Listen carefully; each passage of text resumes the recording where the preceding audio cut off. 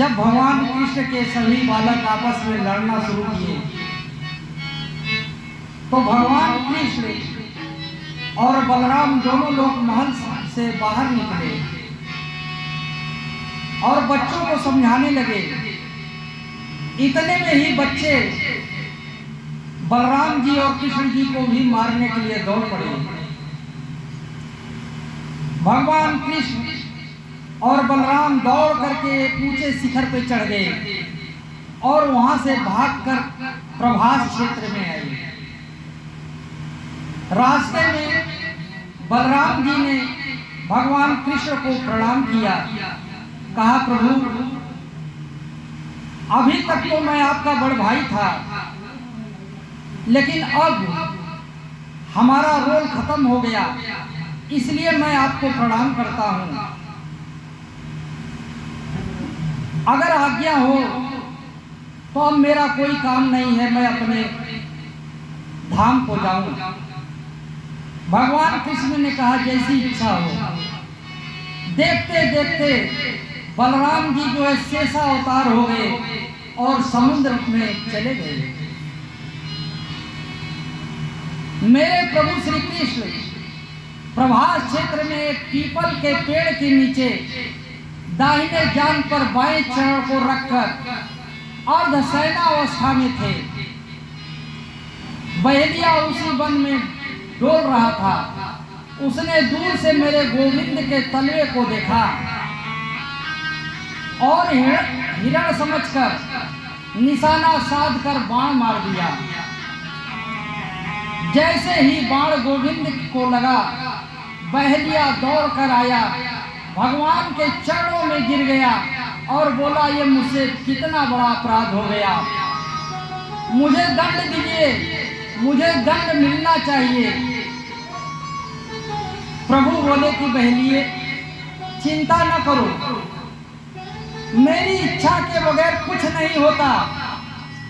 तुम्हारा कर्ज बाकी था वो उतर गया, तुम सीधे स्वर्ग को जाओ। कोई संत कहते हैं कि सुग्रीव के भाई बाली को भगवान श्री राम ने छुप कर बाण मारा था, शायद वही बहेलिया बनकर आया। श्री कृष्ण का यही भाव था शायद। भगवान ने कहा कि द्वारिका जाओ।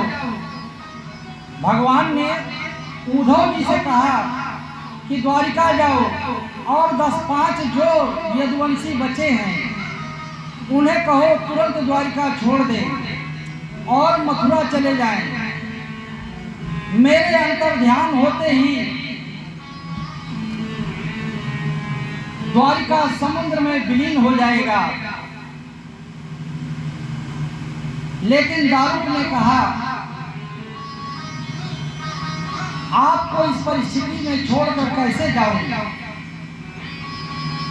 प्रभु ने कहा यह मेरा आदेश है। आकाश मंडल में देवता सब खड़े हैं। ब्रह्मा ने कहा अब देखना है कि भगवान कहाँ जाते हैं। टकटकी लगाकर देवता देख रहे हैं और उनको देखते देखते गोविंद अंतर ध्यान हो गए। बोलिए द्वारिकानाथ की जय हो। व्यास जी कहते हैं कृष्ण का कभी जन्म नहीं होता, मृत्यु नहीं होती, वे तो अवतार लेते हैं और अंतर ध्यान हो जाते हैं। देवताओं को दिखे ही नहीं किधर गए। श्री कृष्ण अपने तेज को लेकर मेरे गोविंद भागवत में प्रवेश कर गए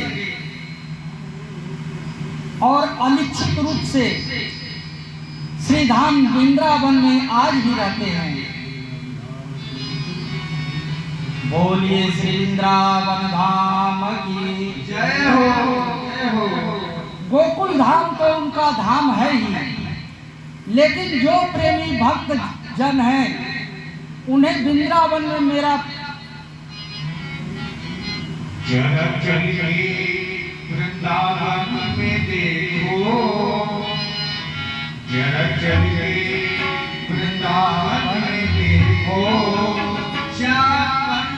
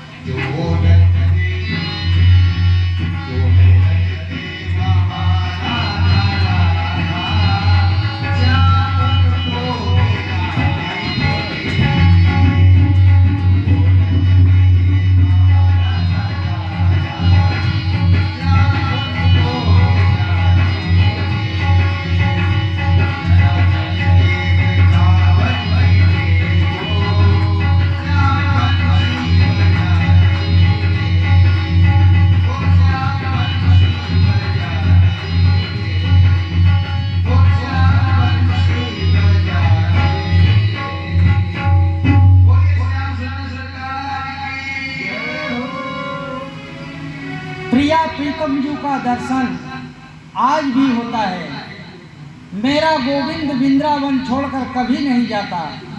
ये जन्म मृत्यु भगवान की थोड़ी ही होती है, लेकिन भगवान के अंतर ध्यान होते ही कलयुग का आरंभ हो गया। कलयुग के राजा प्रायः मलिच्छों के समान होंगे, अधर्मी झूठ बोलने वाले होंगे, स्त्री बालक गाय ब्राह्मणों की हत्या करने वाले होंगे, दूसरों की स्त्री और धन का हरण करने वाले होंगे, अपवित्र तथा रजोगुण तमोगुण स्वभाव के होंगे।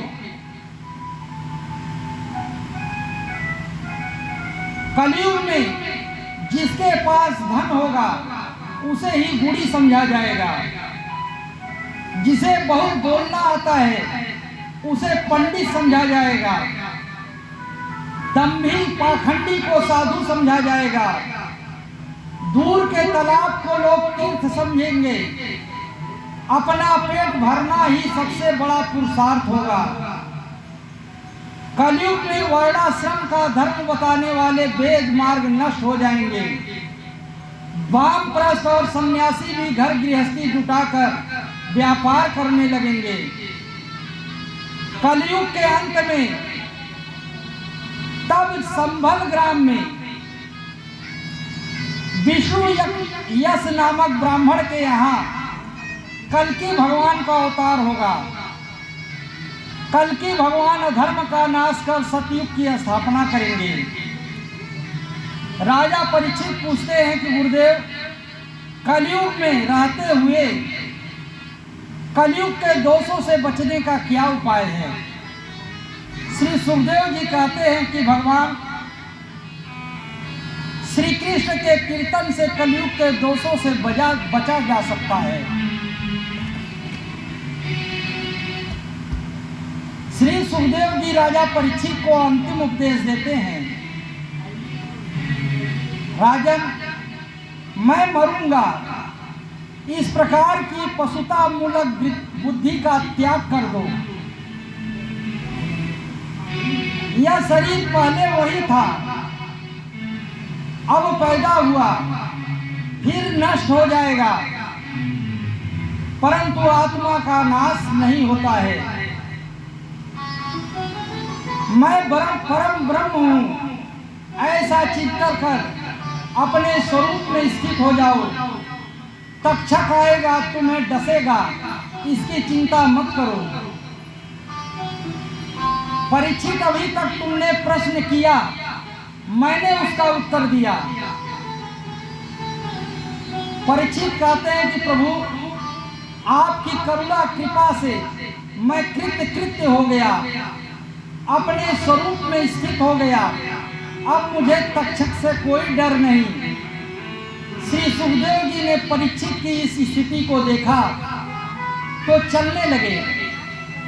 राजा परीक्षित ने श्री सुखदेव जी का पत्र पुष्पों से पूजन किया।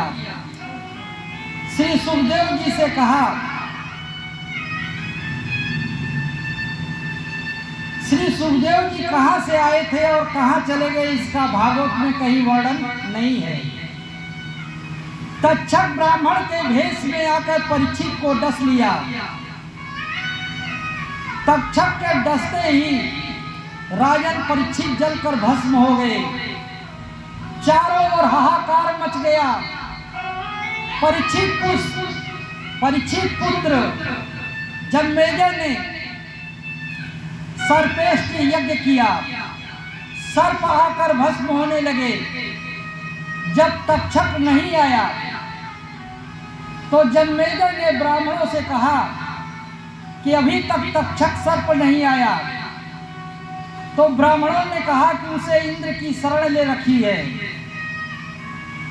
जन्मेजय ने कहा, अपराधी को शरण देने वाला अपराधी होता है। ऐसा मंत्र पढ़ो कि तक्षक के साथ इंद्र आकर भस्म हो जाए। ब्राह्मणों ने जैसे ही मंत्र पढ़ा, इंद्र का सिंहासन डोलने लगा। देवगुरु बृहस्पति आए। उन्होंने जन्मेजय से कहा कि राजन, प्राणियों को अपने अपने कर्मों के अनुसार ही फल की प्राप्ति होती है, इसमें किसी का दोष नहीं। ब्राह्मण के श्राप के कारण तक्षक ने परीक्षित को डसा। इसमें तक्षक का क्या अपराध है? इसलिए तुम सर्प यज्ञ बंद करो। जन्मेजय ने सर्प यज्ञ बंद कर दिया। आज भी जन्मेजय का नाम पुकारा जाता है तो सर्प डर के मारे भाग जाते हैं। इसके पश्चात श्री सूत जी श्रीमद् भागवत की अनुकर्मणिका सुनाते हैं, जिसके सुनते ही जिन्होंने 7 दिनों तक भागवत नहीं सुनी, उन्हें भागवत भगवान के सुनने के फल को प्रदान करते हैं। भागवत में 12 स्कंद हैं। पहले स्कंद को अधिकार कहते हैं। इसमें 19 अध्याय है, जिसमें 3 प्रकार के श्रोता, वक्ता और माता कुंती, द्रौपदी और उत्तरा 3 माताओं की कथा का वर्णन किया गया है। दूसरे स्कंद को समापन कहते हैं। इसमें 10 अध्याय है, जिसमें श्रवण को प्रधान तथा चतुर्श्लोकी भागवत का वर्णन किया गया है। तीसरे स्कंद को सर्ग कहते हैं। इसमें 33 अध्याय है, जिसमें ब्रह्मा जी से पूर्व की सृष्टि का वर्णन एवं कपिल भागवत के अवतार की कथा, कपिल देहूति संवाद का वर्णन किया गया है। चौथे स्कंद को विसर्ग कहते हैं। इसमें 21 अध्याय है। इसमें धर्म, अर्थ, काम, मोक्ष इन 4 पुरुषार्थों का 4 उपाख्यान दक्ष, ध्रुव, पृथु और प्राचीन बरही के माध्यम से वर्णन किया गया है। 5वें स्कंद को स्थिति कहते हैं। इसमें 26 अध्याय है, जिसमें भगवान की व्यवस्थित है। यह भूगोल, खगोल और जड़ भरत आदि के चरित्र के द्वारा बताया गया है। 6वें स्कंद को सृष्टि कहते हैं। इसमें 19 अध्याय है, जिसमें अजामिल और वृत्तासुर के प्रसंग से बतलाया गया है कि भगवान की कृपा हो तो असुर और पतित का भी उद्धार हो जाता है।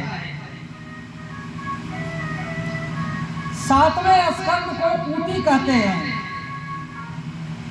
इसमें 15 अध्याय है। इसमें मानव स्वभाव, देव स्वभाव और असुर स्वभाव का वर्णन किया गया है। 8वें स्कंद को मनवंतर कहते हैं। इसमें 24 अध्याय है, जिसमें किस मनवंतर में किस भगवान का अवतार हुआ यह बताया गया है। 9वें स्कंद को ईशानु कथा कहते हैं। इसमें 24 अध्याय है। प्रारंभ के 13 अध्याय में सूर्य वंश का तथा बाद के 11 अध्यायों में चंद्र वंश का वर्णन किया गया है। 10वें स्कंद को निरोध कहते हैं। इसमें 90 अध्याय है। पूर्वार्ध के 49 अध्याय में भगवान श्याम सुंदर वृंदावन लीला, मथुरा लीला और उत्तरार्ध के 41 अध्यायों में द्वारिका लीला का वर्णन किया गया है। 11वें स्कंद को मुक्ति कहते हैं। इसमें 31 अध्यायों में भगवान ने ज्ञान, वैराग्य, योग और सांख्य का वर्णन किया है। 12वें स्कंद को आश्रय कहते हैं, जिसमें सबके आश्रय पर ब्रह्म परमात्मा है। यह श्री सुखदेव जी ने अपने अंतिम उपदेश के रूप में वर्णन किया है। श्रीमद् भागवत का उपक्रम इस प्रथम श्लोक के अंतिम चरण सत्यम परम धीमहि से हुआ और भागवत का उपसंहार भी इस श्लोक के अंतिम चरण सत्यम परम धीमहि से ही होता है। अब अंतिम श्लोक हम सब स्वर में बोलेंगे। सभी लोग मिलकर के अंतिम श्लोक बोलें।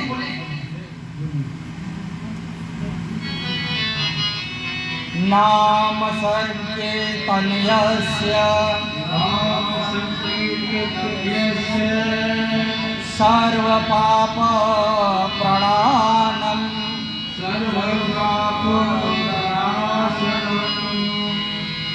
प्रणामो दुःखदामहस्तम् नमामि हरि परम।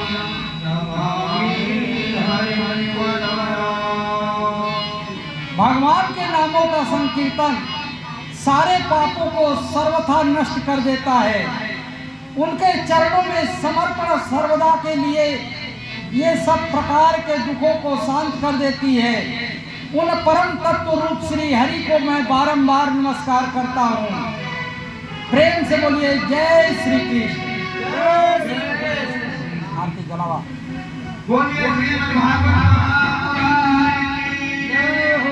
बोलिए श्री भगवान की जय हो। आरती कराई तो भजन होगा।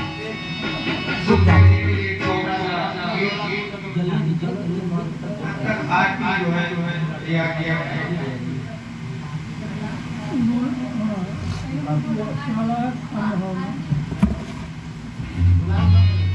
हरि कथा सुनाना